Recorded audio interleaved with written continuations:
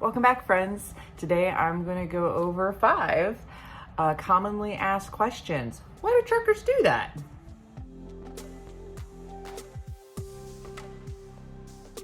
So these are in no particular order. So we'll start with number 1.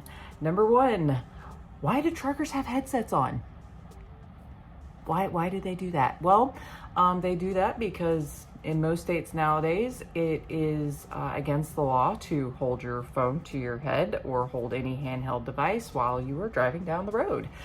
So they use these headsets, and a lot of them are like extra bulky looking, so y'all definitely see them when you're in the car and you're looking up at the truck driver and you're like, why are they wearing that big thing on their head? Well, that's why. Because it is super noisy inside of the cab of a truck. Even the nicer, newer trucks, you still get a lot of noise, and so they'll wear the headsets so they can make phone calls, receive phone calls, listen to music from their phone, all kinds of various things. But that's why truckers wear headsets. Number 2, why do truckers tailgate? Well, unfortunately, the answer to this is that some people are just rude.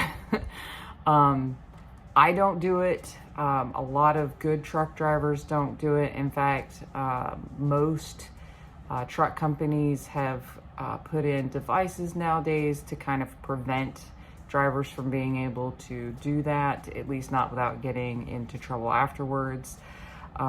If you're having a trucker be aggressive with you and they're tailgating, then they're more than likely an owner-operator or running for a very small company that does not put these safety measures in place, and they have road rage issues, unfortunately. So please don't take it out on the rest of us. I promise most of us are not trying to ruin your day.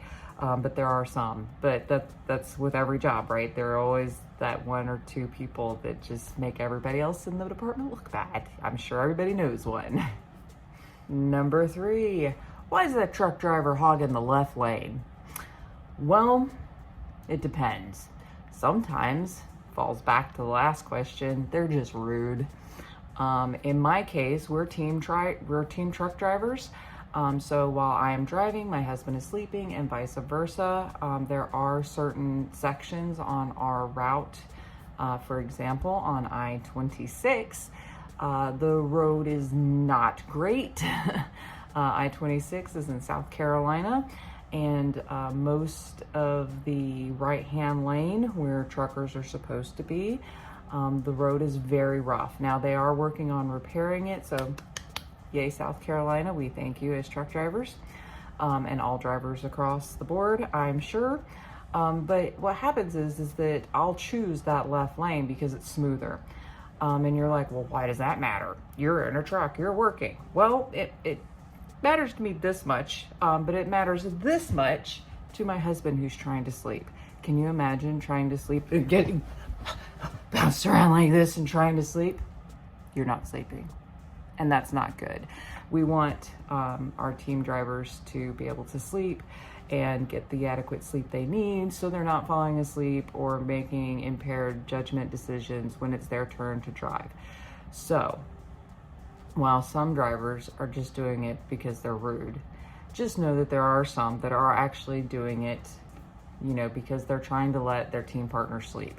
And honestly, sometimes some of these trucks, the driver's seat, they're not great. It depends on your luck on that. And I'm telling you, you think it's rough road in a car, you should try driving these rough roads in a truck. The bounce and the jolt, you can do it for a little bit. But when there are long stretches of road and you're just constantly getting bounced around, it's tiring and it starts to hurt. So, next time, please, I know it's frustrating having to go around trucks when they're in the left lane, but just know that sometimes there is like a logical reason, and we're not all just trying to do it to be annoying. Number 4, this one I get asked a lot. Why do you park there? You're not supposed to park there. Why are you in my parking lot? You're not supposed to be in my parking lot. Well, unfortunately, there's not enough parking across the country for trucks. And what makes it even sadder is that there's not enough truck drivers for all the freight. So when we do get enough truck drivers, there's going to be even less parking for all of us. Luckily, me and my husband, again, we're teams, so we are very fortunate in the fact that this is not normally a problem for us because we're going. We very rarely stop, and when we do, we're in and out. So parking is not so much of an issue for us. However, there are way more trucks that are just solo drivers, and they need a place to park and sleep for the night. And when the truck stops full, what do? I know when I went to school and when you go onboarding with all of the new companies, they're like, trip plan, trip plan, trip plan. And it's like, that's great. I did a trip plan and this is where I was supposed to end my day, but then I got there and the truck stops full. So then what do? It's not great. It's a problem. So, you know, while some truckers try better than others to park in good places, legal places, sometimes it just doesn't happen. And, you know, it's sometimes, small amount, it is the fault of the driver. But most of the time, it's just being in a bad situation or in a location that doesn't offer enough parking. And so, you know, please, from the bottom of my heart, be kind when you see drivers parked in areas that they typically shouldn't be in, but in most cases, they probably didn't have another choice. Number 5. So this is the one that kind of makes me sad to have to explain, because it's always so sad for me, but all the time still, and it warms my heart when I see it. People are like, do the horn, and I want to do the horn for you, but again, I'm a team driver. My husband's trying to sleep in the back, and if I did the horn every time somebody wanted me to, he would never get any sleep because it's loud inside the truck too. So if you're doing the fist pump and you're trying to get a trucker to do the horn for you, just know that they may be having a person in the truck sleeping, and that is a rude awakening. Because typically if we hear that horn, we think there's something bad going on. So just keep that in mind. Another reason why truckers don't do it anymore, one is because in some trucks, they don't install the air horn. There you go, there's that. And then number 2 for that is that in some states, it's illegal to use that air horn in some locations, unless it's for a specific traffic event. So keep that in mind. They have been putting in regulations. There are sound ordinances and all these things.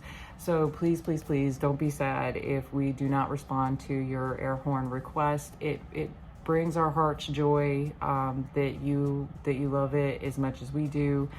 But just know that there are sometimes just reasons why we can't or won't do it. All right, and so this is a bonus. So if you made it all the way to the end, congratulations, you're getting my bonus.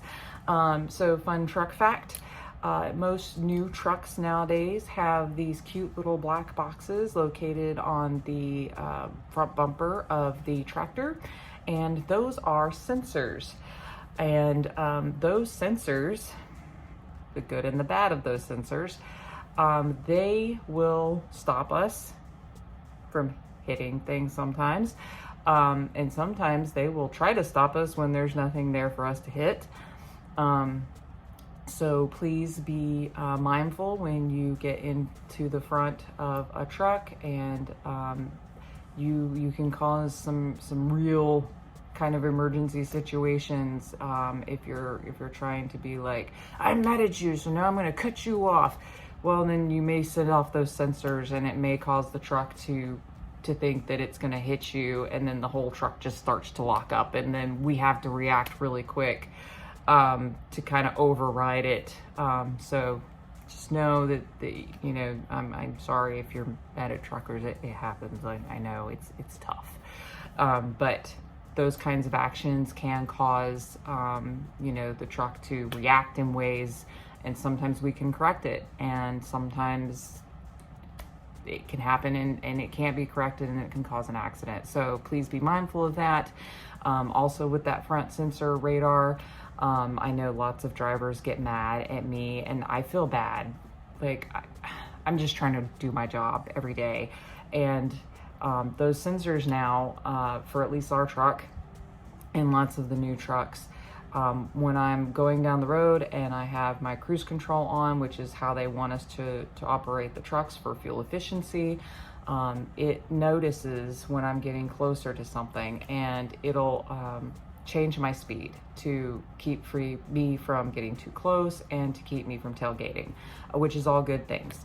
But if I'm trying to go, because I got places to go, I got places to get, I'm working, I don't want to get stuck behind the 55-mile-an-hour car in the slow lane, which we appreciate when you were on the slow lane and not the fast lane, because then we can pass you.